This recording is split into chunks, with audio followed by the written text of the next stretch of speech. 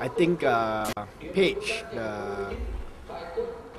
which is the Association of Parents, have already issued a comment to say that it's not logical because if the country is focused on the high income, technology growth, they should be focusing on things like English language as a compulsory class or mathematics as a compulsory class, and not history. But that's Page comment. I'd like to add a further on why we are concerned about history being made a compulsory pass subject at SPM level. Firstly, the underlying rationale behind the move appears to be to teach students about the Constitution, and given that the announcement of the measure at the UMNO National Convention, the focus will naturally be on Article 153 and other related articles regarding Malay rights. So the focus is political. The reason why history is being taught and made compulsory at SPM level is political. Malaysian students should, however, be taught on all aspects of the Constitution, including the Reid Commission report, which was the basis of our Constitution when it was drafted.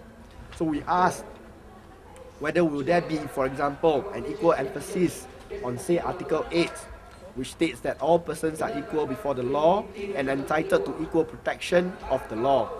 And except as expressly authorized by this Constitution, there shall be no discrimination against citizens on the ground of religion, race, descent, place of birth, or gender in any law or in the appointment to any office or employment under the public authority, or in the administration of any law relating to acquisition, holding, or disposition of property, or the establishing or carrying on of any trade, business, profession, vocation, or employment.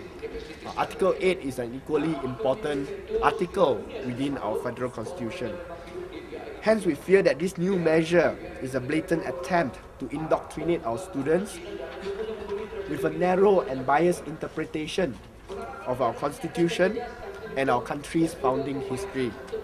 We call upon the Deputy Prime Minister to first convene an independent advisory and review body comprising of representatives from the Bar Council, eminent retired judges, as well as renowned academics of history of Malaya and Malaysia, to develop the subject and to develop the syllabus for history subject in SPM. To quote veteran journalist Zainul Ahmad, who wrote last year, the history textbooks for schools should no longer be left to individual authors to decide what to include or emphasize or what to be left out. They must be supervised by a multiracial panel of experts, which must include educationists and historians.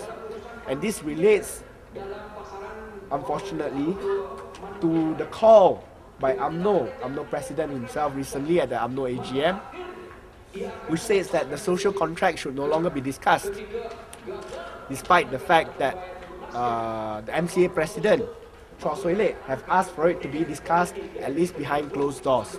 Okay? Chua Soy Lek have asked for the social contract to be discussed, issues on the social contract to be discussed behind closed doors. UMNO said no discussion.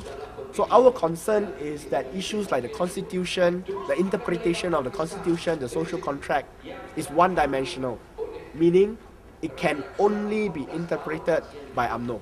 No one else. Not even other component parties of Barisan Nasional like MCA.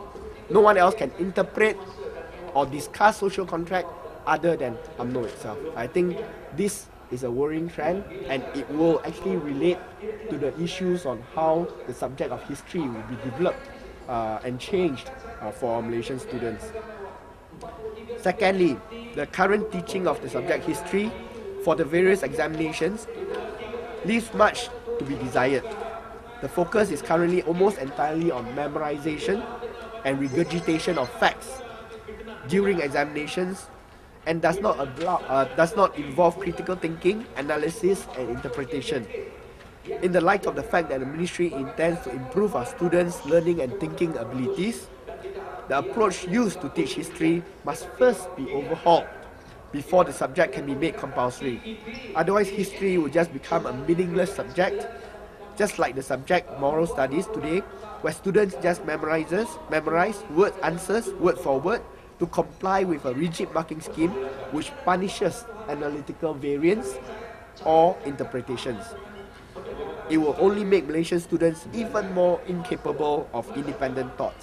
Hence, we call upon the ministry to first resolve these two critical issues and not put the cart before the horse by making the subject compulsory without the necessary critical reforms.